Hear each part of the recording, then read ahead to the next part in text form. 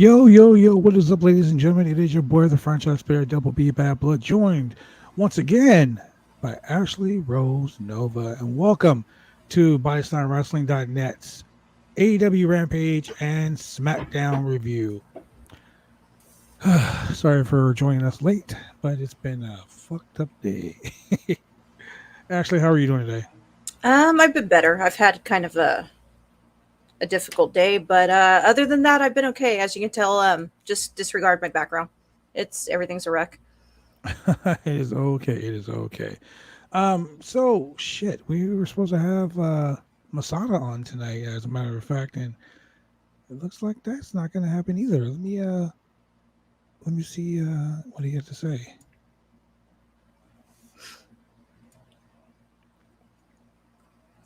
Okay, so SmackDown and AEW Rampage happened today, and wow, what do you think? What do you think about what was going on in Saudi Arabia yesterday? Well, as far as the show itself, I mean, it was an okay show. It was decent. I would say more decent than the average, Raw or SmackDown. But um, it at the end of the day, there was some stuff I could have done without, really. So we can start with that.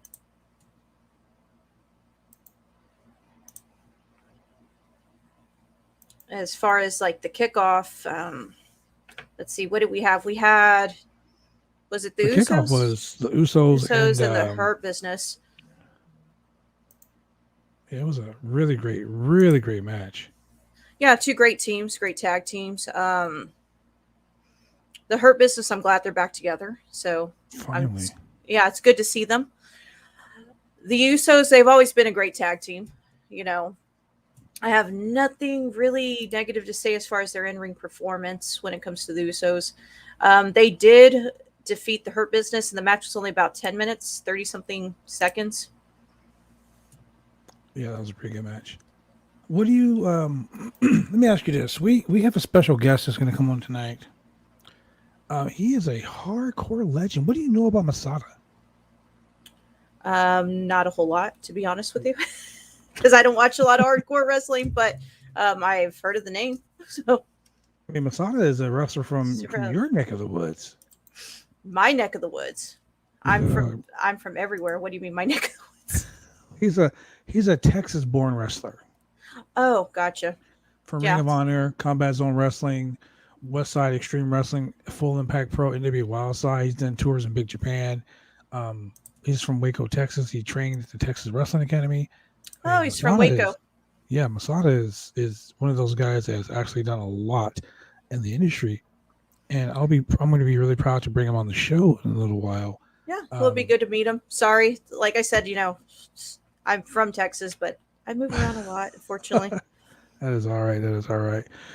So we can go ahead and continue with. Let's talk about Rampage. Mhm. Tonight's Rampage. Rampage is a 1 hour show, ladies and gentlemen, and it's actually pretty decent. Not just for the the wrestling, but from the standpoint of like the stories that are being told. Like it's it's pretty freaking awesome. I mean, some of the matches on there tonight. The ending was really great. I'm going to say the main event match with Andrade El Idolo versus Pac. Oh my Pac, god, yeah. that Well, was a great match. Pac has a bunch of great matches. I haven't. It's very rare that I see a match that I don't really like from him. Great ending. The storylines really tie together very well, leading, of course, into Full Gear. Yeah, Cody came back tonight, ladies and gentlemen, and kind of exacted a little bit of revenge, but With it was what it was. It was a great show. It was a great But show. I mean, for an hour show, I think we could have. I really wish we would have gone an extra 30 minutes if we could, but it is an only 1 hour show. true statement, true statement. Ladies and gentlemen, this is what we're gonna do. We're gonna go to a quick commercial break, and when we come back, we're gonna bring in a man who needs no introduction, but we're gonna give him a great one anyway. Ladies and gentlemen, we're gonna bring in one of the most hardcore wrestlers in all of professional wrestling, the man, the myth, the legend himself, Masada. We'll be right back after this. drive me insane. All these rules are lame, cause they're taking all the fun out.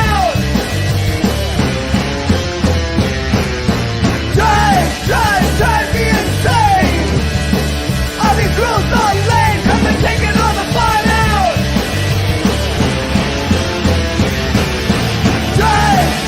Drive me insane.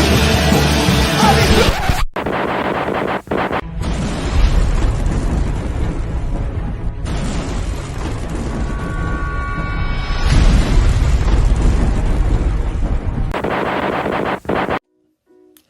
When you want to get your hair cut, you go get your hair cut right. You head down to Big D's Barbershop. Big D's Barbershop, Vancouver, Washington's best and brightest. 1019 Main Street, Vancouver, Washington, where you can go get your hair lined up, cuts, fades, shampoos, conditions, and all the great things that go with supporting a local barbershop in a local business area. You can also reach them online at www.bigdsbarbershop.com. Go get your haircut right.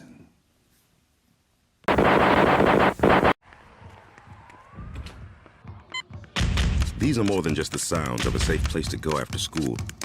These are the sounds of interest being ignited and of mentors making an impact. At Boys and Girls Clubs, we don't do just one thing. We do whatever it takes to meet the needs of every kid who comes through those doors.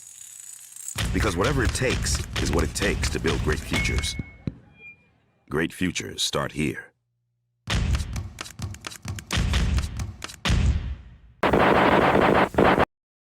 Ladies and gentlemen, we are back.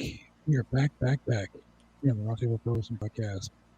And without further ado, ladies and gentlemen, Ashley Rosenova, let's bring in the one, the only, Masada. Masada, hey, how's it going, guys? My brother. Hey, how's it going? Hey, thanks for having me on. You got to move them over a little bit. Let me go ahead and add this third link. Usually we have two people on, but you know what? Boom, there he is right there. There he is. All right, cool. We match Welcome up to now. the show, man. Sorry for the delay. Thanks for having me on. It's been one of those days, you know what I'm saying? Oh, I hear you. Yeah. I hear you. It's been a while, Friday. man. Last time I saw you was, I believe it was the 12th What's that? anniversary for River City Wrestling. It was a match between you, Homicide, and Sammy Guevara for the Legends title. Can you hear us? Hello? Can you hear us now? Can you hear us? Oh, this is cutting out. Huh. How about now? Can you hear us now?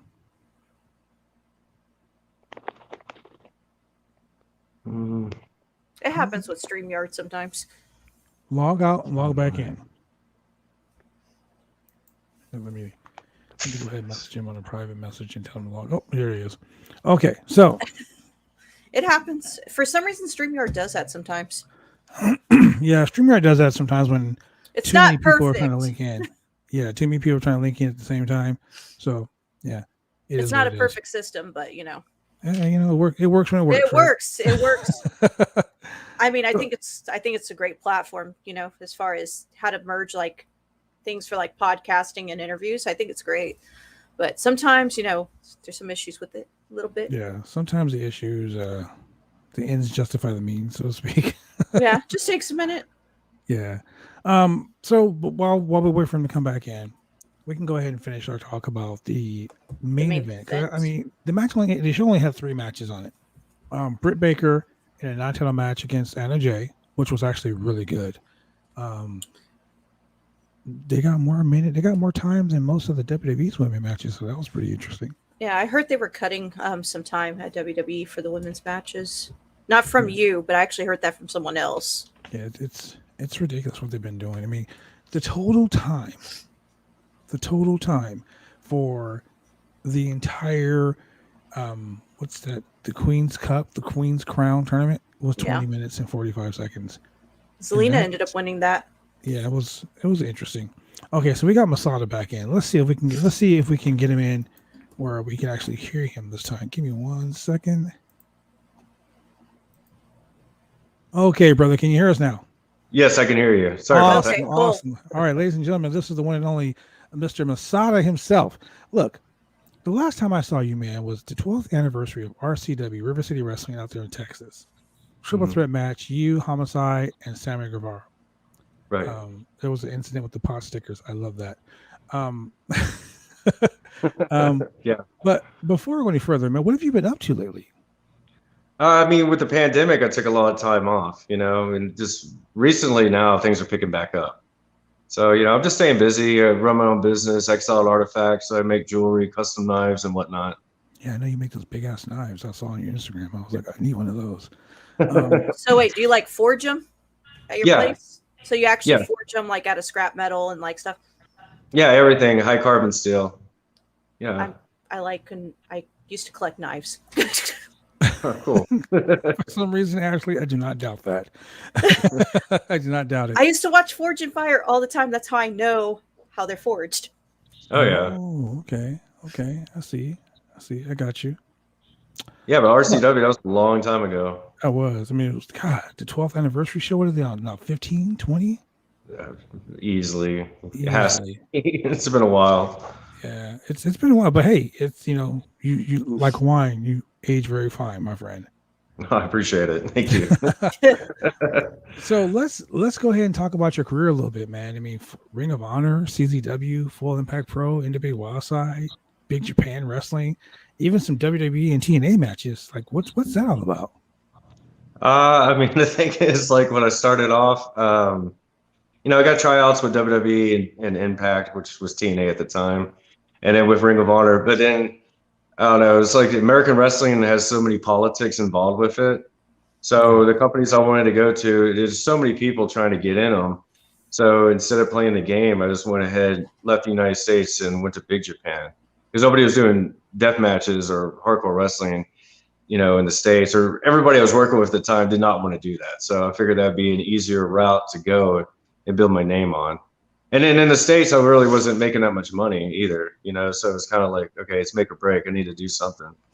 Because I think I'd already been in 5 years in, or 4 years in, 4 or 5 years, I'd already been in the business. So, I mean, but you did make a bit. You say there was the politics in the United States was kind of what made you go to Japan, but you had some pretty good shit going on in the United States. I mean, former CZW World Heavyweight Champion.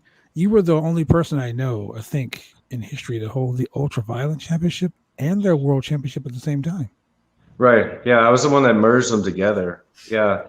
But I mean, that's the thing. It's like, I kind of have to go back. Like, okay, say for example, Ring of Honor. It's like the company was pushing so many guys, and me being from Texas, that's a flight, plus my fight money. So it's like, okay, we're going to push guys in the Northeast where we don't have to pay the trans and push them and have to worry about that. So I got, being in Texas has kind of really hurt me in a lot of ways, And gradually, I've moved to the Northeast 2 times. I lived in New Jersey for 2 years, and I lived in New York for a year. But I mean, it's not home. You know what I mean? Exactly. Major weather difference. Oh yeah, for sure. God, yes. I mean, you're talking a good 20 to 50 degrees at any given time. When I first moved to Atlanta, trust me, I felt that difference. Yeah, it's like for me, I lived in California my entire life, for the most part. And, it's always nice and sunny in California. Even when it rains, it's fucking nice and sunny, It's always warm, always nice. I moved to Oregon, boom, snow. I'm like, what the fuck is all this? Oh, Right. What's Yeah, this? I've never seen this before. my wife's from LA. We actually just got back from Vegas in LA, so I know. It's, good trip. It's always chilly there. I've noticed in California. It's crazy. Well, I mean, Texas is hot as fuck all the time, so I figured. Yeah, I mean for the most part, but we do For the most occasionally get the crazy snowstorms that come out of nowhere. Like, So I remember this gimmick. You were involved in a group called the Carnage Crew. mm-hmm. Okay, so I'm going to ask you a question about the Carnage Crew. Okay. How was it being with Dusty Rhodes? Awesome. Yeah, Dusty was super cool. Like, I've met Dusty like 3 times in my career before he passed away, and he was always such a fucking awesome dude. But like, Oh yeah. that's in passing. Like, you see him at at CAC, or you see him. I was wrestling for a guy in Texas, Robert Langdon in Texas, and I got to meet him, over there. And then I got to meet him in, God, what's that place out by? It's Texas, but it's also right across from Mexico. Brownsville. It's like War. It's called War, I think it is. Juarez? War. The wrestling company is called War. War. Oh. Well, Juarez is in Mexico. Laredo, maybe? Yeah. Laredo. That's Laredo. it. That's it. Yeah. And I met him there too, and he was really nice, really cool there. Yeah. But him being like your manager, like being at ringside with you, like, dude, explain that to the people who are watching, because that's like an honor and a privilege. Yeah, definitely. I mean, that's the thing. Like that's where Scramble Cage. Like when I came, they're like, "Yeah, Dusty Rhodes is gonna be managing y'all." I was like, "Whoa, Dusty's actually here," and super He's cool, actually to here. meet him. Yeah, like it was super cool getting to meet him and actually manage the host. It's my wife. She said Astros just won. She's a huge Astros fan. Oh my god. Oh, yeah. Everyone was watching the game here. Yeah, who won the game? I didn't see The it. Astros. The Astros okay. won. Oh, good. Yeah. So you started your training at the IWA Training Center in Texas. I know Rudy Boy Gonzalez. Rudy Boy trained pretty much fucking everybody in Texas. I mean, if you're worth your shit in Texas, Rudy has trained you. And I knew Rudy through like the AIWF and other things like that. But Shawn Michaels, you went to the Texas Wrestling Academy also? No, actually, I went to TWA. Like Sean was still part of it. Eventually, he left, but Rudy was mostly the one doing all the training. So I was on the outskirts, like when he came in. Yeah, I've heard those stories. So, you go from there to wrestling for Ring of Honor. You did some stuff with TNA, NWA Wildside. You were the tag team champions over there. What started you getting into these death matches? That's what I want to know. Well, I mean, the thing is, like, I broke in '99, so like hardcore wrestling was really popular then. So when I first started, I originally didn't train at TWA. I trained at Coastal Wrestling Alliance out of Orange, Texas. Mm-hmm. So a lot of the matches I was doing was high flying, technical before, and hardcore matches. And typically the main events were always like, chairs, a little bit of barbed wire, a little bit of deathmatch stuff, but not really as bad as what I gradually got into. So, I mean, I was already used to doing hardcore wrestling. And like I said before, like with everybody trying to go to certain companies, I knew I wanted to go to FMW, but it shut down. So I figured Big Japan would be the best route for me to go. And honestly, I wanted to go to 0-1, New Japan, All Japan, really any of those companies. But I already knew so many guys were trying to go through there, and they already knew the bookers to get their hands in that. So that's where more or less where it's like, okay, Big Japan's, my best bet. Gotcha. Ashley, you have any questions you want to ask? Not particularly right now.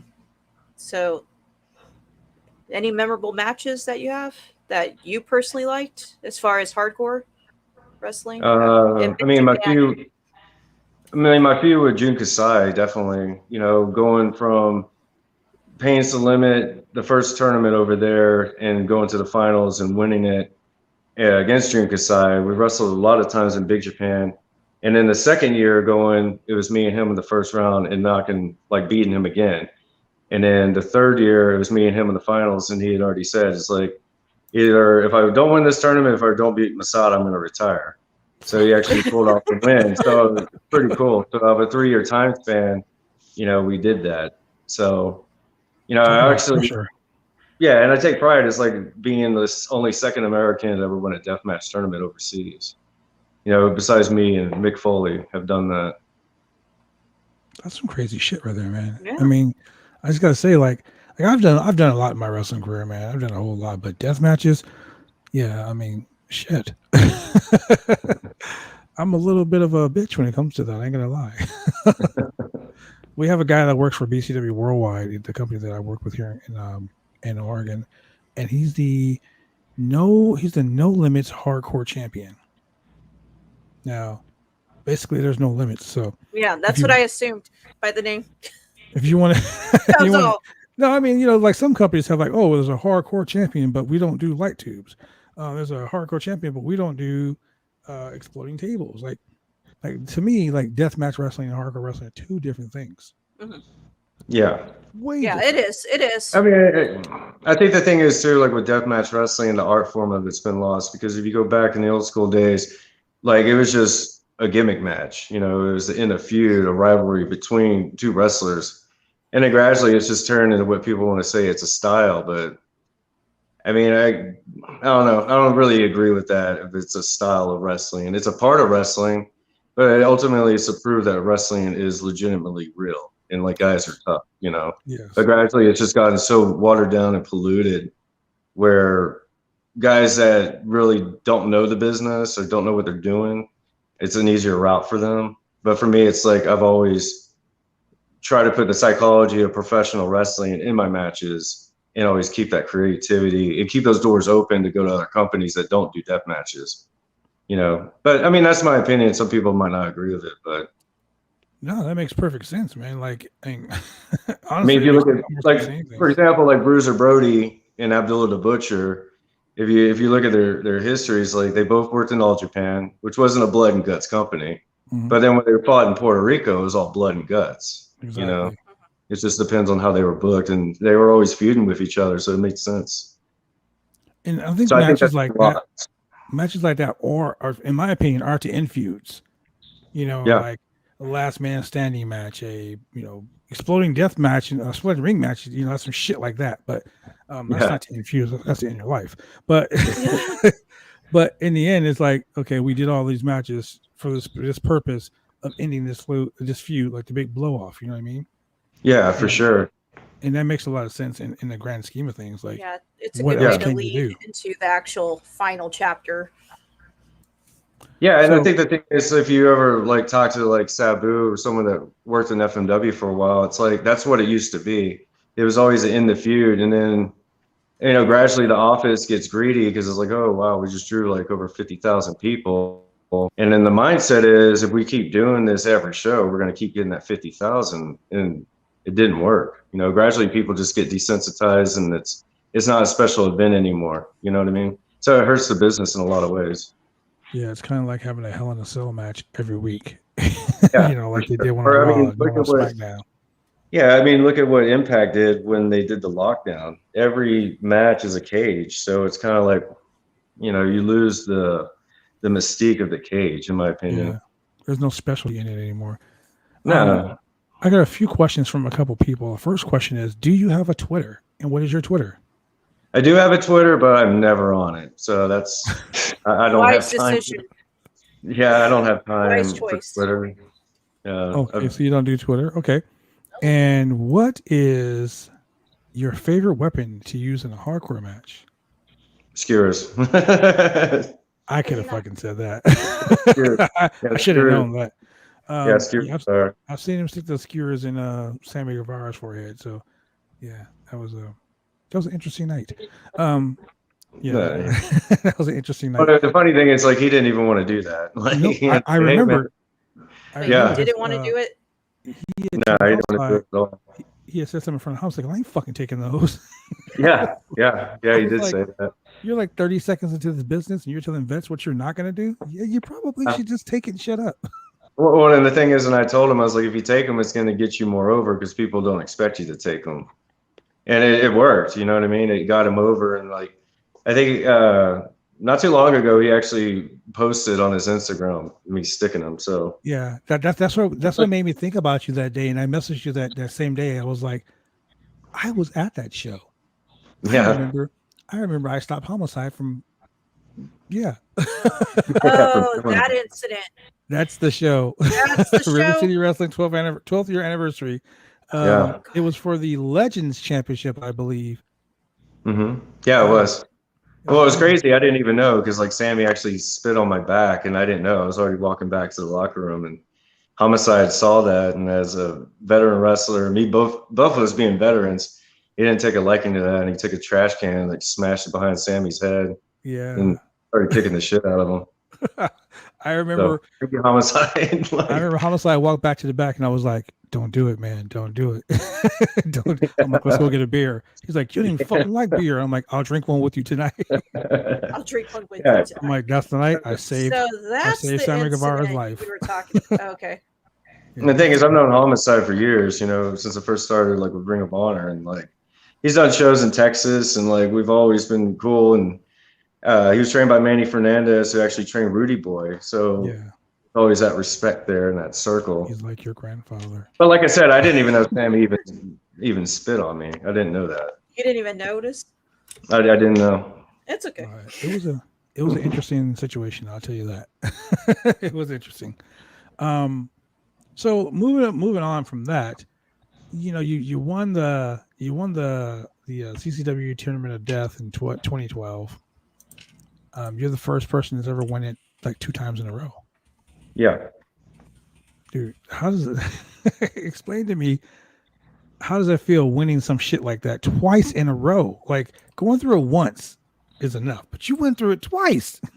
Yeah. I mean, I was getting paid, so that's like I'm here to get paid, man. But There's always that. it's pretty brutal. I mean, luckily I could say, I still walk around fine. I move around okay, and I'm blessed on that end. You know what I mean?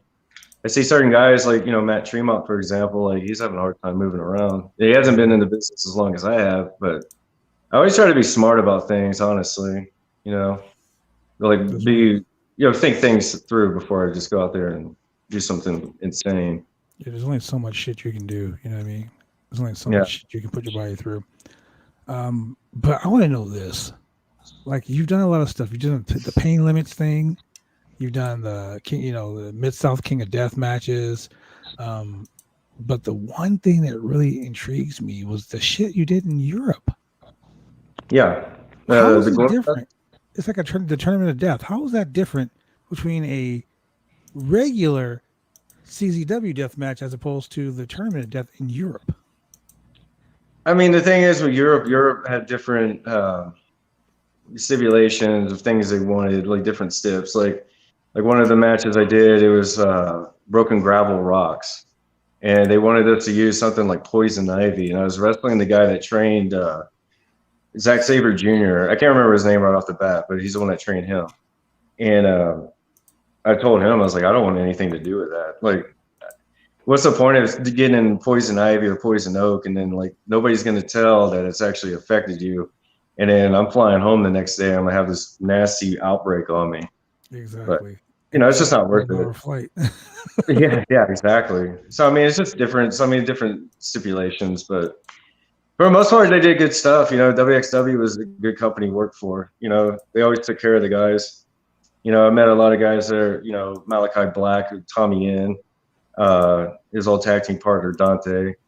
Actually took care of those guys when they went overseas to Japan, and showed them around.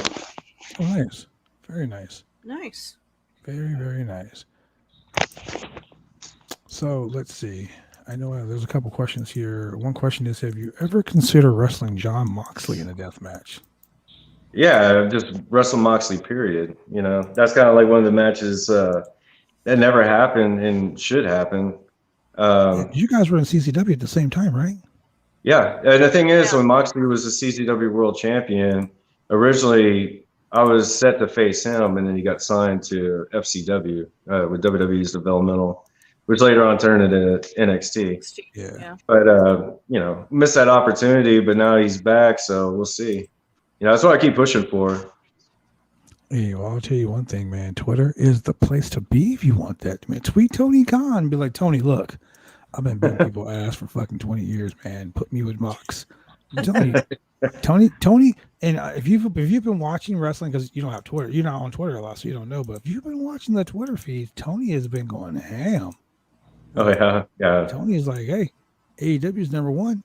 Show me something different. One guy was like, well, you guys didn't beat Smackdown on the ratings. He's like, look at the demographic. We sure did. He's like, check this out, homeboy. And I was like, Tony's yeah. like, I mean, even like the whole pandemic, they were still running shows. Some of the stuff with the rating stuff, I don't know if I believe or not. I think AEW's beating WWE in the ratings, and I was just watching MLW on Vice, Fightland, and they were talking about how Vince has WWE up for sale, but I don't know if that's true or not, but they were talking about it. Well, I here's the have thing. no idea if that's true either. I have a degree in business and finance. Okay, before I got into the wrestling industry gimmick, well, I got into it when I was in high school. But when I went to college, I got a degree in business and finance, so I can kind of understand the way businesses are ran.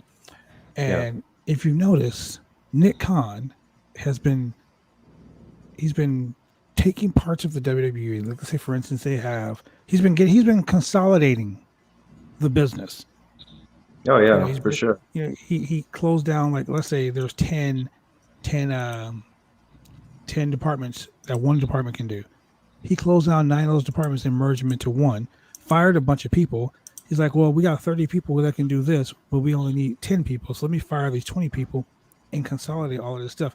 Most people don't realize that when you start consolidating your business and breaking down your business, and people inside the business are selling their shares, that's almost getting ready to put your business up for sale. You're making your business more of a commodity by doing that. So I firmly do believe that the WWE is going to be up for sale within the next 2 years. You think so? I'm going to put some Louis Dangor money on that. I mean, I'm not a betting person, so I don't know. I don't know. I mean, think about it like this. The entire history of WrestleMania. How many WrestleManias have there been so far? With 30? Oh God, I don't even know. I lost 32? count. And that's because they say it every year how many there is. But let's say 32 WrestleManias, right? I'm not really sure, but let's say 32 WrestleManias. If you've had 32 WrestleManias and one Saudi show makes more money than the combined 32 WrestleMania gates, think about that for a second. I've made so much money. I don't give a shit about wrestling anymore. Let me go ahead and shut this down. Let me sell it to NBC Universal and make movies. That's a good point. That's a good point. I mean, the thing is, I don't understand when you release your top guys, and of course AEW is going to snatch them up. Yeah. And I've watched NXT a little bit, and Joe Gacy's on there. I worked with him a lot. Yeah. And it's just the product just lacks, and I don't know. It's just a big difference in my opinion. Even with Ring of Honor, I tried watching that as well, and it's just, I don't know. For me, back in the day, Ring of Honor was really appealing, and it's not because I just worked there, but even when I was in Japan, I would still follow what was going on. But gradually, while I watched it, it's everybody's the same. It's everybody's a cookie cutter, common image of each other. They all do the same move sets and whatnot. So it's kind of hard to watch it. There's no individuality. Hey, right. Not to interrupt, but my friend Tiffany, she's a big deathmatch fan. She's called Queen of the Indies. She has her own podcast. Oh, I know her. So Tiff, she has a question. She wants to know about Masada's upcoming match because she's interested to know if you have anything up and coming. I can't talk right now. Well, tomorrow I'm going to be at Rockford, Illinois for Damage Inc. Pro Wrestling. And shortly after that, I'm going to be at the Crash back in Tijuana, Mexico. And that's going to be a death match. I'm not sure what the stipulation is in that, but I'm going to be wrestling against Pagano. Okay. Oh, wow. And she had asked if you were going to go to Excite. Yeah, in New York. I'm going to Excite, and then after that, XPW. That's what she wanted me to ask because that was my next question about XPW. So, yeah, that's what she wanted me to ask. Because she was currently on the phone, and I had said, "Hey, you got any questions for him?" She's like, "Oh, yes." Ask him about the upcoming shows because she has to know. But yeah, she's as you know, she's a big hardcore and deathmatch fan. Okay. Well, then that's the spot right there. That's the thing. She's trying to get her fix. So, seeing as how she just brought that up, let's talk about XPW. Okay. Tell us about this whole return to XPW. So the whole thing is with the return, Colin Delaney had messaged me, and even Schlack, and they asked if I wanted to be a part of it. And then I told them my whole deal was I don't want to be around anything with pornography. So that's my big, it's not going to happen if that's the case. And then Colin had told me that Rob has been out of that industry altogether as a family man, has his own businesses in Rochester, New York. I was like, okay, you know, and then I talked to Rob and he told me the same thing. So the whole focus on XPW is actually going to be more or less about pro wrestling. If you look at the roster, what they're doing now, it's all named independent guys. It's not like the original XPW where it's a lot of local talent. They're trying to cut their teeth in the deathmatch scene. So, you know, hopefully it does well. You know what I mean? That's one of the things, like, I'm looking forward to it because the guys that he has booked on the show, like, I want to work with. So it's not more or less like a deathmatch show because you can't even do that in New York, but just straight up wrestling and get that exposure. So, who on that show do you want to lock horns with most importantly? Because I've got Well- friends on the show like Willie Mack. Well, Willie Mack's definitely one of them, and Brian Cage. I'd like to have a rematch with Brian because I worked with him in Texas and he ended up getting hurt, so the match wasn't what it should have been. And even like Matt Cross, I've worked with Matt Cross in Big Japan, so he's another one I'd like to work with. Colin DeLaley. A lot of the guys I've worked with already, but no one has ever seen me work with them. Like I worked with Colin DeLaley in 2CW, so if you're in the Northeast and you're in New York, you've seen that match. But if you're in Texas, you probably never knew if we've even worked with each other. Exactly. You know? What about wrestling Funny Bone? Who's that? What about wrestling Funny Bone? Funny Bone's out of Vegas. Funny Bones? I've never even heard of that. Oh wow! Like I said, my wife and I were just in Vegas, and it's crazy because I actually saw like 2 flyers for wrestling events out there. As a matter of fact, he will be at the Crash. So yeah, Okay. you'll get your first view of Funny Bone. He's wrestled up here a lot in Oregon. He's really good. He was a California guy for a long time. Now he's not doing the stuff with the Crash.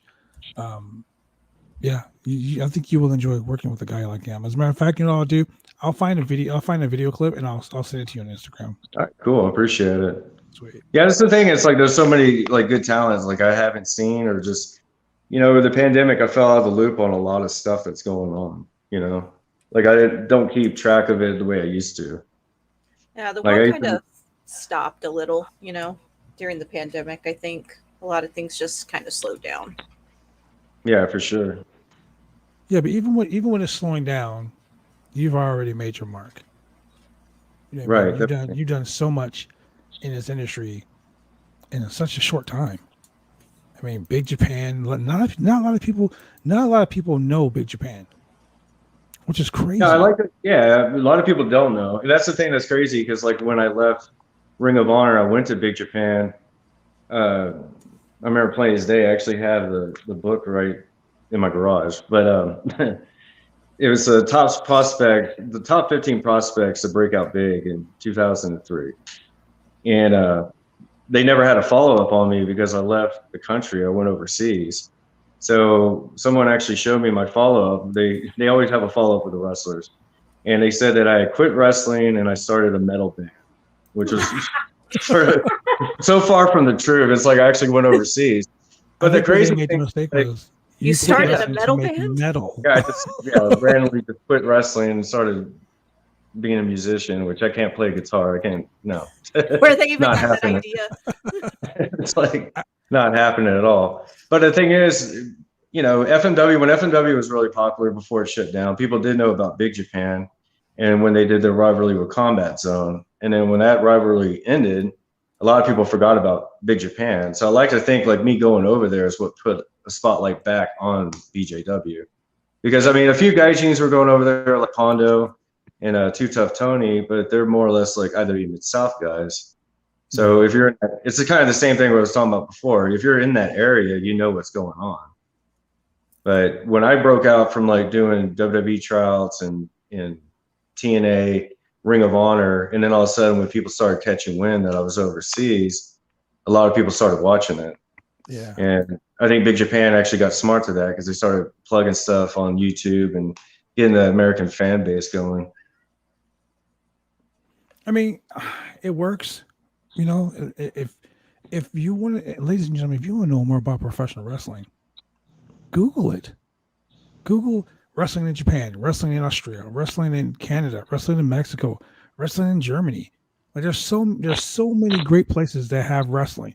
Like, and right now, I'll tell you, back in the 80s, there was like a big boom in wrestling, and then it kind of died down a little bit.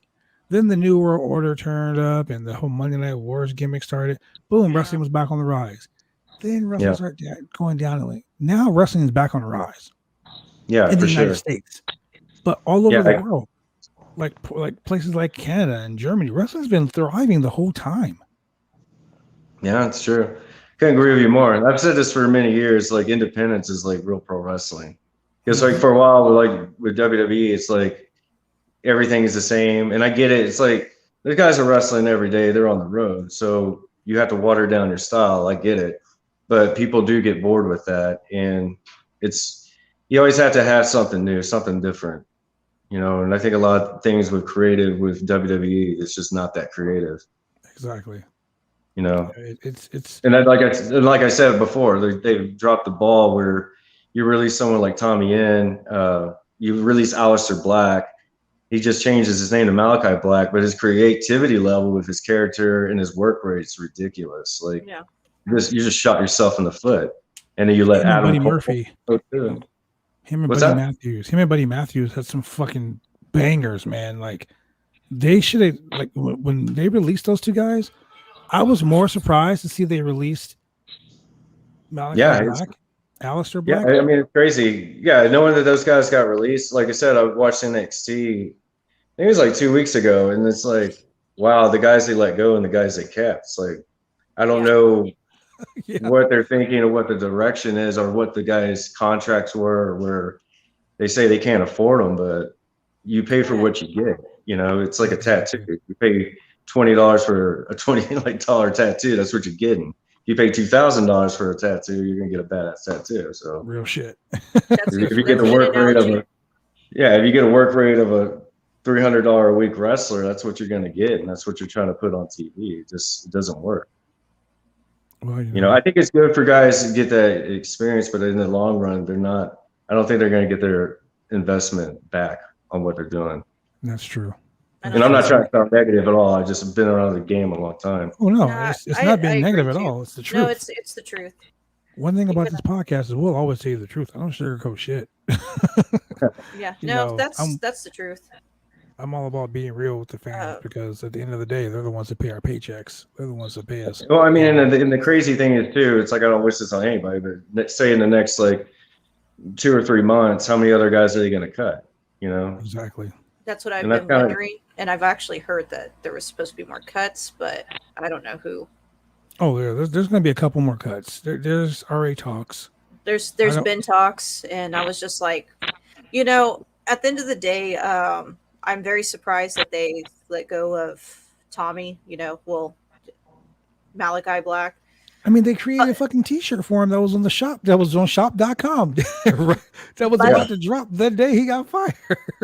Buddy's and I will always say this, and I don't care what anyone says. I will defend Buddy Matthews till I die. I think he is a fantastic, phenomenal wrestler that's out of Australia, and he deserved a lot better than what they gave him. Yeah, that's true. That's the thing that I think is crazy, because like the stress level of you work so hard to get your contract with WWE, and then your job could be taken from you just like that. Like, it's like walking on. It's not a good work environment. Nobody wants to deal with that. And I know a lot of people that have just quit because they rather work on the indies or go back to work in the international scene. And that there was another question that I was going to ask you. Tim says, would you rather wrestle on the independent circuit or a show like Ring of Honor or Impact Wrestling in front of cameras?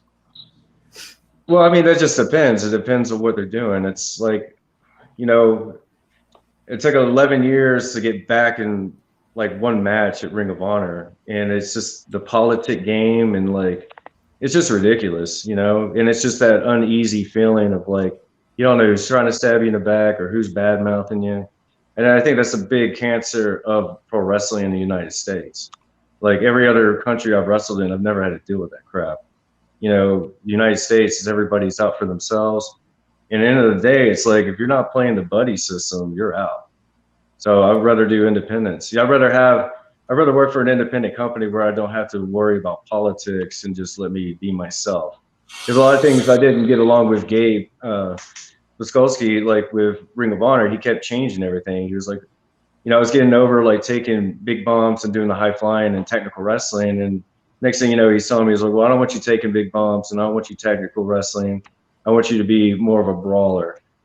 And it didn't get over, it's kind of like you're telling me to do something I'm not even known for. And then when I went to Japan, it's like, they're like, free range, you do whatever you want. Okay, cool. Exactly. You know what I mean?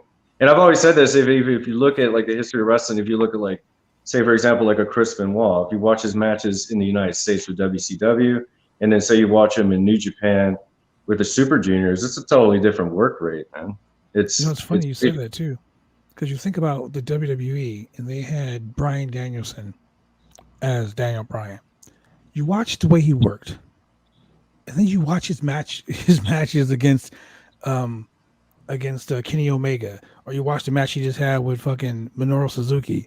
That was two totally different fucking people, man. Two different people. Or just anything from Ring of Honor. The work rate was so different, It's like night and day. Yeah, I mean, that's the thing. Even when Brian used to go over for Noah, I was still over in Big Japan, and they have Samurai TV over there that covers every single promotion. And I would watch his matches against him in Kenta. And like, they were sick, they were really great matches where they're going like an hour to an hour and a half. Mm-hmm. Mind you, this is on TV. So if they had that much faith in you, give you an hour and a half to go. And then when you come back to the States, you get signed to WWE and you're doing 5 minutes, you're doing 10.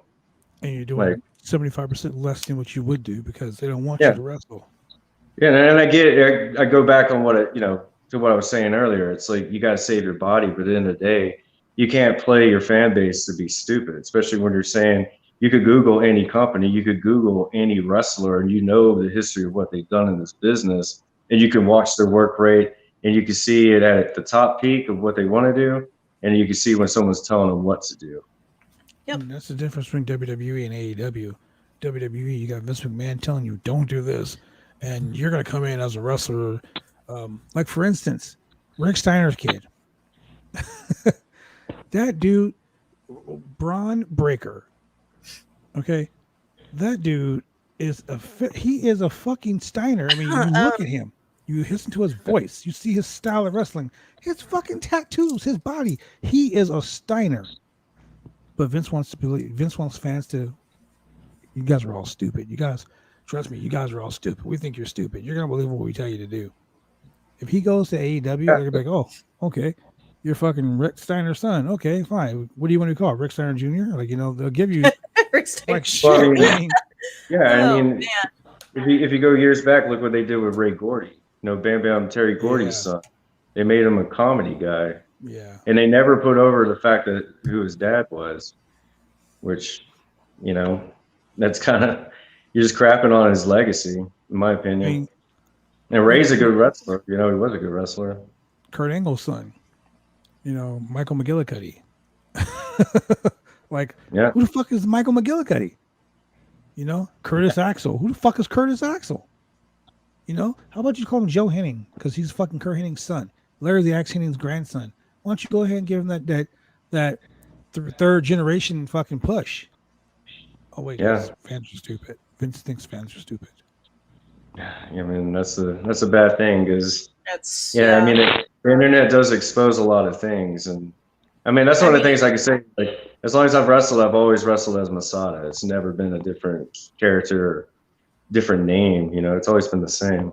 And that's kind of like my problem with American wrestling, because I've always, when having opportunities of like working for bigger companies, I don't bite my tongue. I will tell people like, hey, I'm not doing that, or like, hey, I'll quit. I don't care. I'll sit at home, and be like, oh, he's got a bad attitude. But at the end of the day, it's like, if I'm trying to protect what I've built and what I've done, you're not going to make me go out there and look stupid. Sorry. Yeah.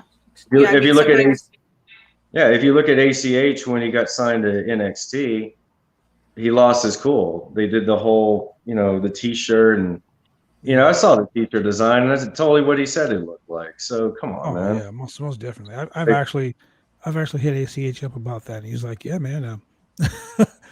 That's the way it is. That's the way That's it the way it is, is yeah. over there. But So I you know, mean, he walked and got so frustrated with the business, he ultimately he retired, he quit, and that's unfortunate because he's a really good talent. Look at Leo Rush. Same shit. He got tired of all the bullshit that was going on over there. I mean, granted, when you're a rookie, and you and I both know this, Ashley's not really. I don't think Ashley's been in a wrestling ring, but for guys who've been in the business and the wrestling side of the business, we know you got to pay your dues. I'm We just know a you writer. get ribbed in the back. We know vets take advantage of the rookies. It's part Yeah. of it. I'm just a writer, but I hear things. People Well, tell me things all the exactly. time. I mean, think about it like this: you play football. You're a red shirt on the fucking squad. You're gonna get treated like shit. Yeah. Baseball. You're a rookie. Guess what? You're gonna get treated. You're gonna get like treated shit. like shit. Yeah, no, But- that's Well, yeah, that's I mean, how it and is. that's the thing with Leo. Like his career, he was only a year in. He already got signed to Ring of Honor and NXT, so he Mhm. didn't know what to expect on that. But then At all. But then when you come into that and you get that teasing, that belittling, whatever, whatnot. Some people are like, take that shit like, hey, fuck you, I'm not doing that. They don't understand that it's part of the business. But some people, like JBL, take advantage of the young guys Yeah. and do I've heard far that too. more than they should. I have heard Yeah. that too. So I it mean, is what it is. yeah, no, I mean, I hear shit, so I can understand, but I've never been a part of that. But like I've said, I've told you, like I've had talent just be like, Ash, I gotta tell you something because I know you ain't gonna say shit, so let me tell you so I can get it off my chest. What Get off my happened? chest, yeah. And I'm like, go for it, man. Go for it. Whatever you say is between me and you. Ain't no one else's fucking business, man. Exactly. But good on Exactly. you for standing your ground, because a lot of people don't stand their ground. And that's a telltale in this business. Some people will lay down and just fucking be a doormat, and obviously you're not one of those people, which is good because you'll Yeah. go further in the business if you have balls. But sorry guys, I'm gonna have to like cut this short because I actually have to fly out early in the morning. But Oh, no worries, man. Get some rest. Thank you very appreciate much it. for joining us tonight, man. Well, thanks for having me on. drop your socials, drop your merchandise info wherever you want. Like, tell the people where they can find you. Okay, I appreciate it, and thank y'all for having me on. All right, man. Have a good night. And Yeah, ladies and have a gentlemen, good we'll be right back with more of the Roundtable Pro Wrestling Podcast. We'll be right back. Drive me insane! All these rules are lame, have been taking all the fun out! Drive me insane! All these rules are lame, have been taking all the fun out! Drive me insane! All these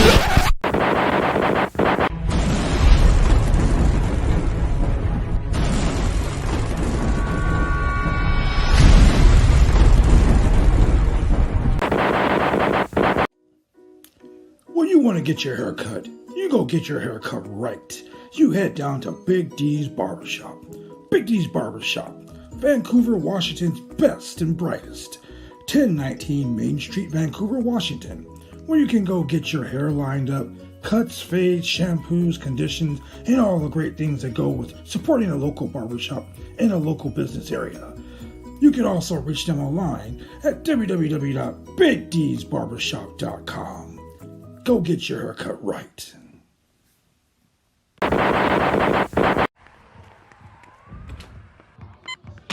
These are more than just the sounds of a safe place to go after school. These are the sounds of interest being ignited and of mentors making an impact. At Boys and Girls Clubs, we don't do just one thing. We do whatever it takes to meet the needs of every kid who comes through those doors. Because whatever it takes is what it takes to build great futures. Great futures start here.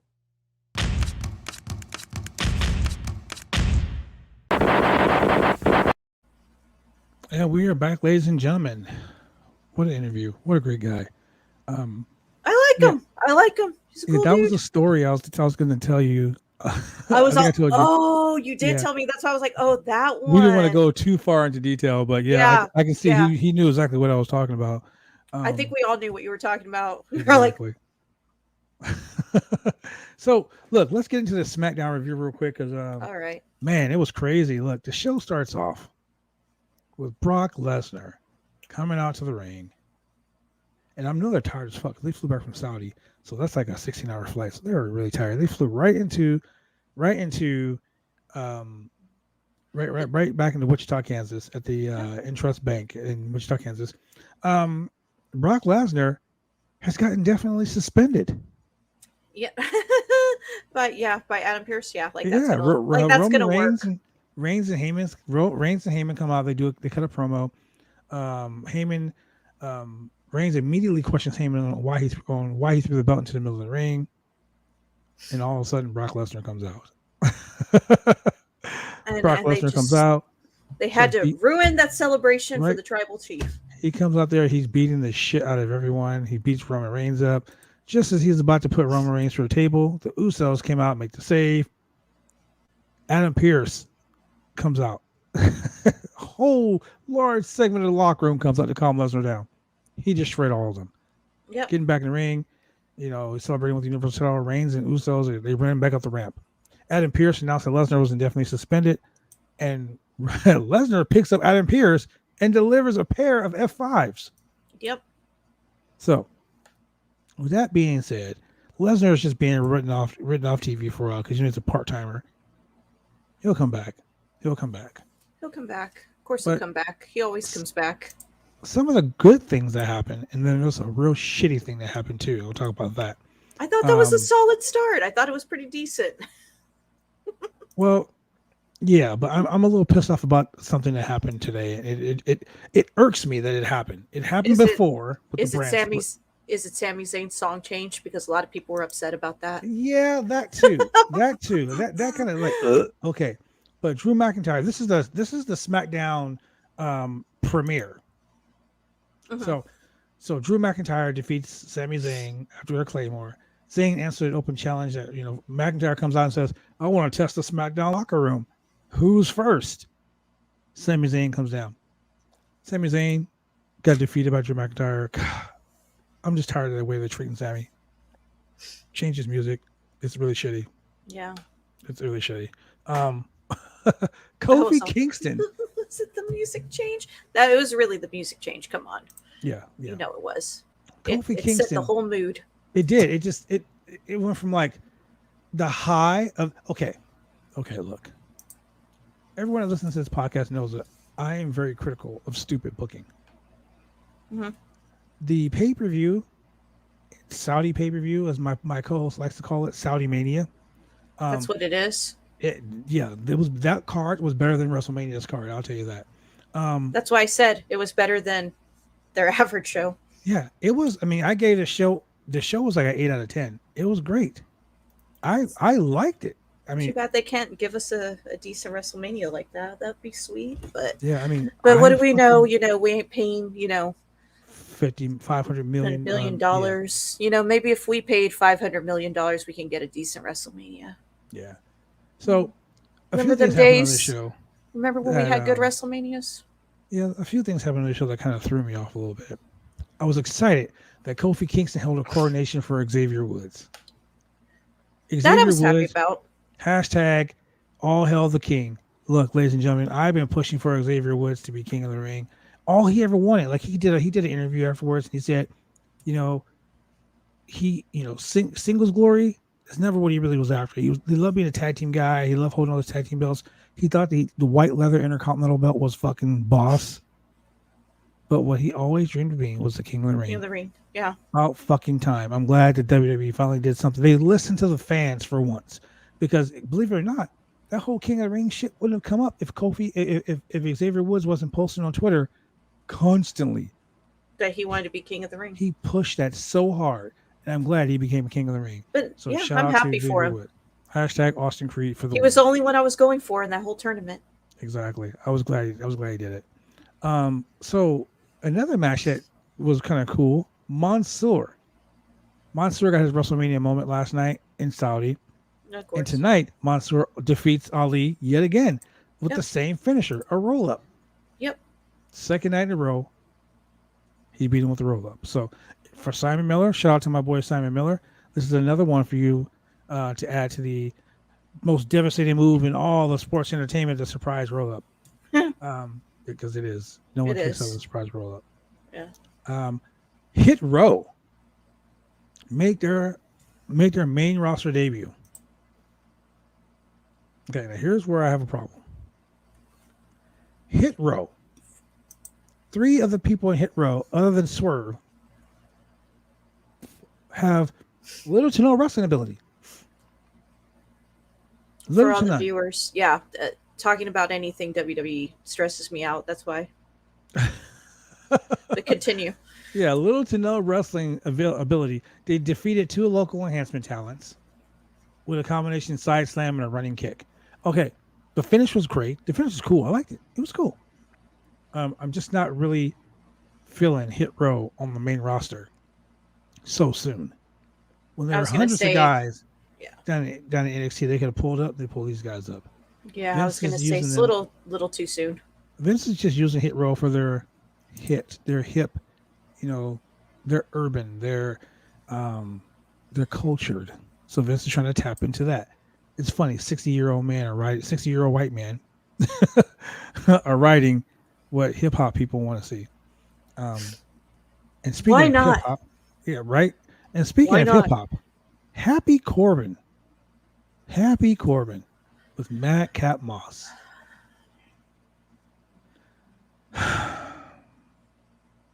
Corbin Stupid. defeated They beat the Intercontinental Continental Champion, Champion Shinsuke Nakamura. Yeah. Yeah, with the end of days. Don't get me wrong, Corbin's a good wrestler. The Happy Oh. Corbin gimmick was kind of over until they added Madcap Moss. Riddick Moss is so fucking horrible. Yeah, I was okay with Happy Corbin. I thought it was believable. I like the fact that he actually worked it into that. Mhm. Like, he lost everything. He was Yeah. devistated. He was Like, hitting up people on Twitter for money. Exactly. I even I tweeted him on Twitter. I said, if you literally take a square to the next WWE event and ask everyone for $1, if so, can you imagine all the people who have swiped their square for $1? Yeah. He would be fucking rolling in it. Find your arena with 10,000 fans and they swipe $2. That's $20,000 you'd have had in one night. That's the most money you made in a fucking night ever.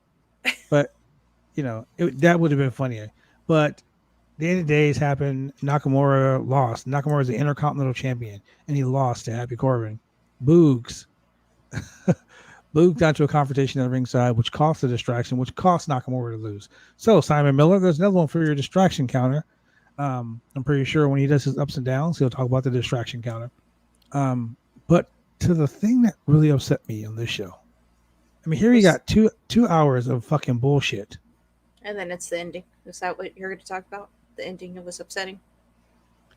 What upset me the most was the exchanging of the fucking women's championships. Yeah, because they switched brands, went on Raw, went on SmackDown. Remember when they did the tag team titles like that with the New just Day hand it and the over. Street Profits? Yeah, just hand it over. I don't know you, man. Same time. Okay, that was stupid. That degraded the championships for me. You know what I would have did? I would have booked them in a fucking Survivor Series match, champion versus champion, title versus title.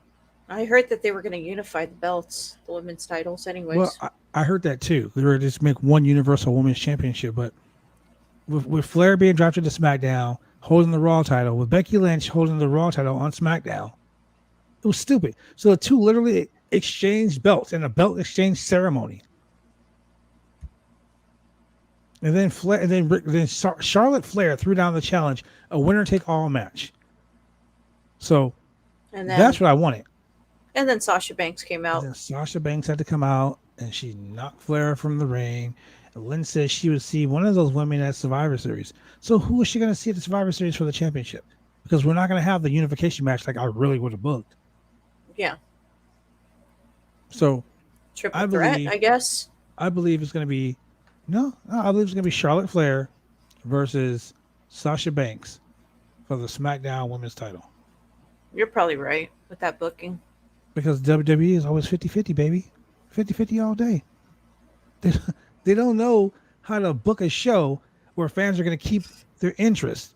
They start to show off with the fucking suspension of Brock Lesnar, which we all know Brock's why didn't they suspend Goldberg for making death threats? I just don't get it. I don't get it. But they got rid of Lesnar. He's off TV. He's written off for And a now little they bit. pulled this bullshit with the title exchange. You know what? Cheryl's right. They should have lost him on the old brands to build a story for the new brand title. Yep, I agree. Yeah, no, that's right. That's accurate. No, she's right. That would have. Yeah, no, she's right. But they won't. They won't do it. We're gonna wake up one day. Watch. We're gonna wake up one day. Monday Night Raw. Oh, by the way, we have one women's title. Right? And Oh, we let go of half the roster. You're not gonna see them on TV anymore either. And it's not gonna make any fucking sense. Yeah, and no one's gonna notice. But you're gonna see a bunch of fans tweeting, "Give Naomi a chance. Give."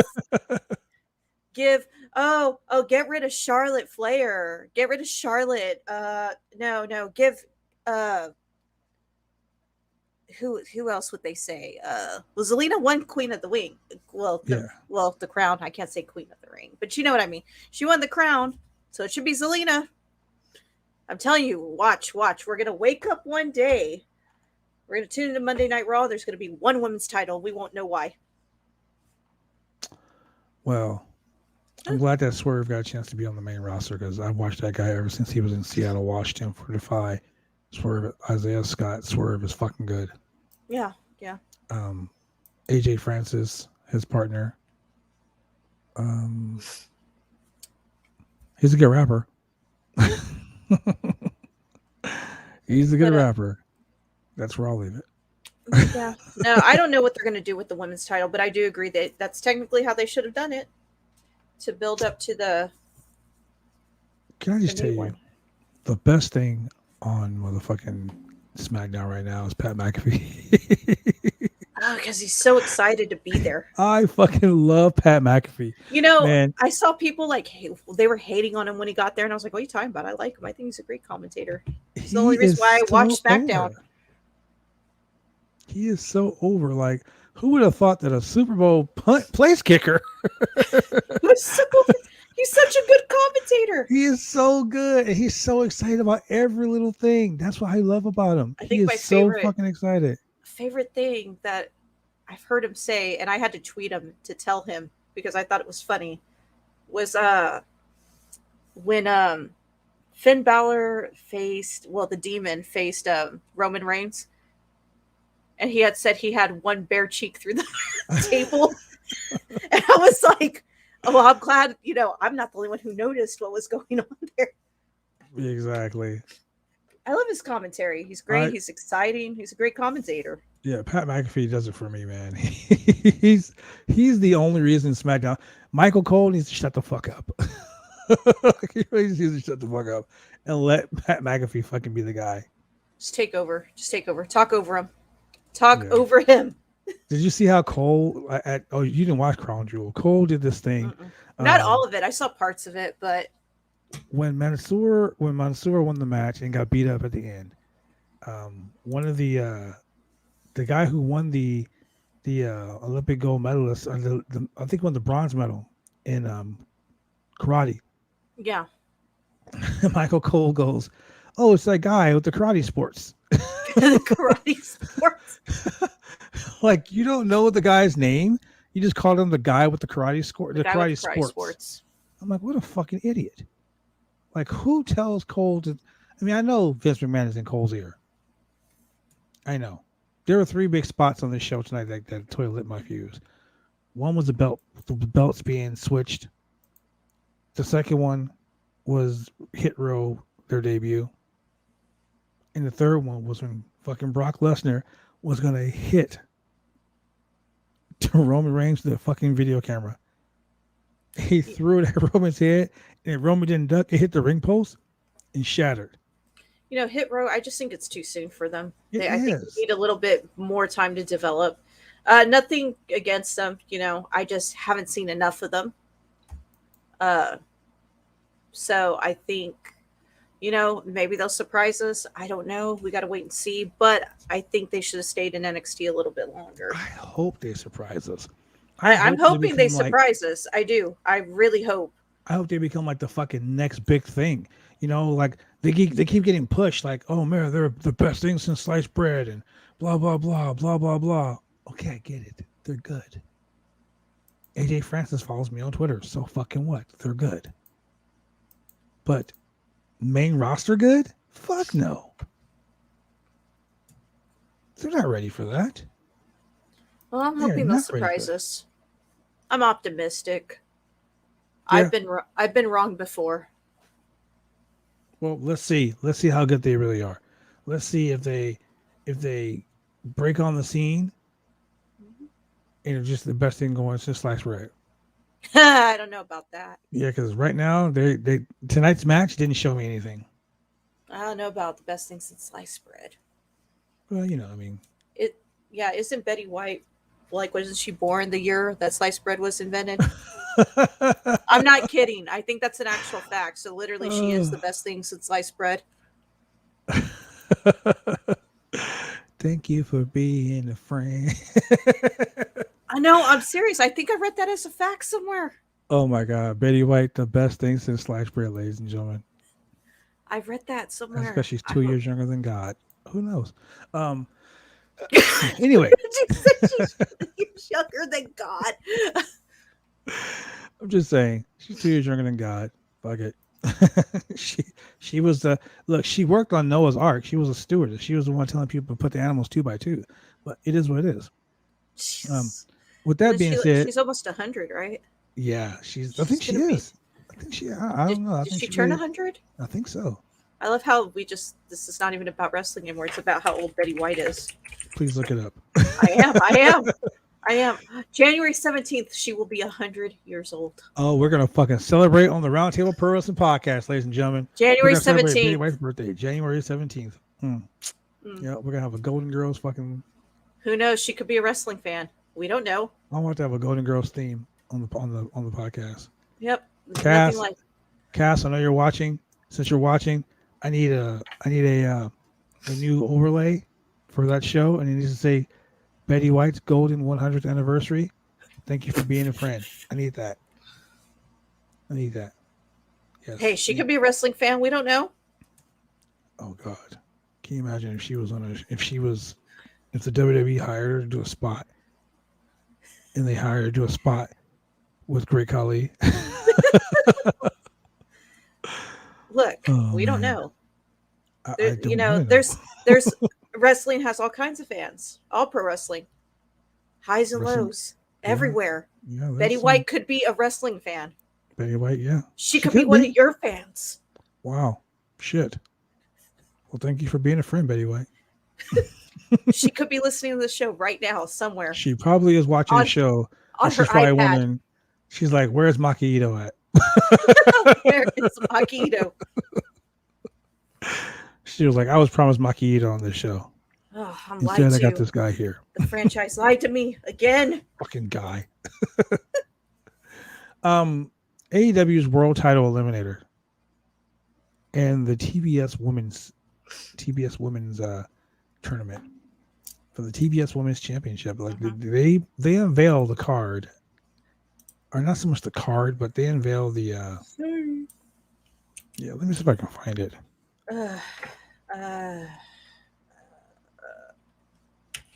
Look at the title eliminator, and I'm not really excited about the tournament It's okay. I'm not like 100% excited about it either. because you got Cody Rhodes in the first round against Bryan Danielson.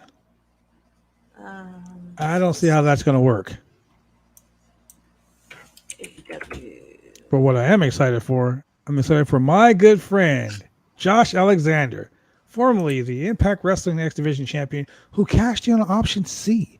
Yeah, to I am challenge excited. fellow Canadian Christian Cage for the Impact Wrestling World Championship tomorrow night, live on pay-per-view, Bound for Glory. And I'm excited for him because he's a friend of the channel. Good guy. I love Josh. Make sure to order it on Fight. Yeah, make sure to order on Fight. But here's the thing. I was supposed to be in Vegas for that. Oh, me too. We both were. I can't go because tomorrow night, live at the Holocene, 5 p.m. doors open. 5 p.m. bell time. Doors open at 4:30. Ladies and gentlemen, BCW Worldwide presents The Return. And I apologize to everyone. My allergies are really bad today. It's okay. But I'm here. BCW Worldwide presents The Return, ladies and gentlemen. And it's going to be at the Holocene, 1001 Southeast Morrison Street, Portland, Oregon, 97214. Problem is, ladies and gentlemen, there are no more advance tickets. We are sold out. No So don't more call advance Patty. tickets. Don't call Patty. Don't you call Patty. And don't you email bcwbooker@gmail.com. But you Patty can't ain't got email no BCW tickets. Booker. You can't email bcwbooker@gmail.com if you want to watch it on pay-per-view. That's the only There's way you fancy can watch the camera show. work apparently. You know what? I can't promise that because you said you weren't sure how the equipment was going to go. Yeah, well. I was just trying to put the show over. I'm sorry. I I was trying to say that you were gonna have like Ring of Honor quality footage It's gonna over be the way ring. better than that. Way better. We Better got than the camera work. better We got than the the camera. cameras. Yes. Better than the camera that goes around the ring. I'm gonna get a fucking drone. Oh, so you're not even gonna have. We have a drone, baby. So we're gonna have. So you're gonna see all the angles, every angle. You're gonna see all the You see angles. it Kurt all. angle, and Karen angle, Every angle. left angle, right angle, shoe angle. Everyone that's ever had a gold medal. Okay, you Hmm. know what? I'm lying. Kurt Angle ain't gonna be there. I'm sorry. He ain't gonna be there. Don't come expecting Kurt Angle. I'm sorry. But what you can expect is a action-packed card. We're talking every championship on the line, tag titles, hardcore title, television title, heavyweight title, the OIW television title. Yeah, we actually have TV to have a TV title. The You have a person for the people. People. We have a person for the people, by the people, all about the people. For the people. That's right. Then you All got right. the OIWA North American Heavyweight Champion, yours truly, the franchise player, Double B Bad Blood, defending that sexy red goddess right there. That one, it's bigger than all big- the other belts. That's Big Red. It's Big Red. It's my sexy redhead girlfriend, Big Red. And ladies and gentlemen, I can promise you this. Monday night, live on the Roundtable Pro Wrestling Podcast, when we return, Monday night, Big Red will be right there where she's supposed to be, in her trophy case, looking pretty, looking fine as some sweet wine. Yes. So, ladies and gentlemen, like I said, BCW Worldwide presents the return October 23rd, the Holocene, 1001 Southeast Morrison Street. Doors open at 4:30. Bell time is 5 o'clock. And if you want to be one of the lucky ones, you might want to try to get your ass down there real quick and get in the door because it's going to be sold out. Pre-sale tickets are sold out. We sold 100 pre-sale tickets in 7 days. 100. That's almost more than WWE does in a day. 100 pre-sale tickets in 7 days, ladies and gentlemen. But you know you got to be there early if you want to get in. Yeah, if you want to get in. If you can't get in, we made provisions for you. Just email bcwbooker@gmail.com.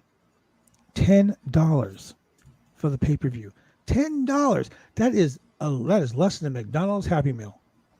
Oh, that's way less. You know, McDonald's Happy Meal, I think it's only like $5, bro. Man, can you imagine that? Yeah, that's like 2 Happy Meals. Dude, that's like 2 Happy Meals right there. That's That's like a case of Truly. How'd you bring that up, man? I just got to make. You want to fun be of there Truly. 7 minutes early too. I would be there if I were you. The doors open at 4:30. I would show up at 4 o'clock. Be the 4 first o'clock. in line, ladies and gentlemen. Get that ticket. It is the hottest ticket in town on a Saturday night here in Portland, Oregon. Live. Obviously, God created the earth in 7 days. BCW Worldwide sold out in 7 days. 7 days. 7 Man. days. Does that mean we're like God? Nah. I think everyone is. Yeah. We're all the universe. Well, The you know, universe is us. there was a song about God being one of us. What if God was one of us? I'm sure he would hate SmackDown too this week. Probably. He would hate the Yeah. shit out of SmackDown. Ladies and gentlemen, thank you very much for joining us here on the Roundtable Pro Wrestling Podcast. If you want to find out more wrestling news, go to bodyslam.net. That's www.bodyslam.net for all your needs. If you want to go ahead and buy a t-shirt, you can go to prowrestlingtees.com/rated2G. I like money. If you want to buy some cool shit, Ashley, tell them they can buy your cool shit.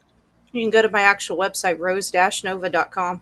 That's right. You just dropped your website a couple days ago. Yeah, I got 2 merch stores. I got affiliates. I got sponsors. Pretty much anything I can accept. You know? Oh, shit. I like that. And ladies and gentlemen, if you want to listen to this podcast, you can go to Google Podcasts, Apple, Spotify, Pandora, Amazon Music, iHeartRadio, and all the cool ass places you can buy your cool ass shit. You can go to rose-nova.com if you want to go ahead and you want to buy her stuff because, like I said, Exactly how it's like that right there. Yeah, right there. just like that. Except it's rose Dash. nova.com. .com. No Ashley there, guys. No Ashley there. Yeah. And if Too you want to long. go ahead and watch this shit on TV, ladies and gentlemen, you can watch us on Xfinity Channel 21, Channel 11, Century Link TV. You can watch us on Monday at 10 p.m. Channel 22 on Xfinity TV and Channel 8002 Century Link TV. I don't do this. This is what my co-host usually does. I And he's can't not read here that today? because I'm just filling in. Oh no, yeah, you I don't got that voice. This is Julian. I don't got that. Gitmo. Yeah, I don't got that radio voice. I'm sorry. Well, Tuesday night, 9:30 p.m., Channel 23, Xfinity TV, and Channel 8003, CenturyLink TV. You can watch us Monday, Tuesday, Wednesday. You can watch us live here Monday, Wednesday, and Friday on the Roundtable Pro Wrestling Podcast. You can listen to us on Google, Spotify, Amazon Radio, iHeartRadio, and all major podcast platforms because we are here and we are doing the most. If you want to follow us on Twitter, go to the Roundtable Pro Wrestling Podcast on Twitter. You can follow Ashley Rose Nova, same place on Twitter. I'm everywhere. Do not be in her DMs, guys. She doesn't like that. Hey, at least I don't show them. Ooh, that will be a new segment of the Roundtable. Speaking of segments, check it out. If you want to support the channel, this podcast, you can go to https://anchor.fm/the Roundtable Podcast /support. If you want us to be on the air long, you got to help us out, ladies and gentlemen. We want to make that money too. And with that being said, we are out of here, ladies and gentlemen. Thank you very much for joining us here on another exciting edition of Roundtable Pro Wrestling Podcast. What color is your hair this week? It's purple still. It's just still, fading. It's almost like the Smackdown purple right there. For the purple-haired wonder right there, Ashley Rose Nova. That is blue. Man, I don't know. It looks kind of purple to me. But for the purple-haired goddess there, Ashley Rose Nova, I am your boy, the franchise player, Double B Bad Blood. Thank you very much for joining us here on another exciting edition of the Roundtable Pro Wrestling Podcast. Later.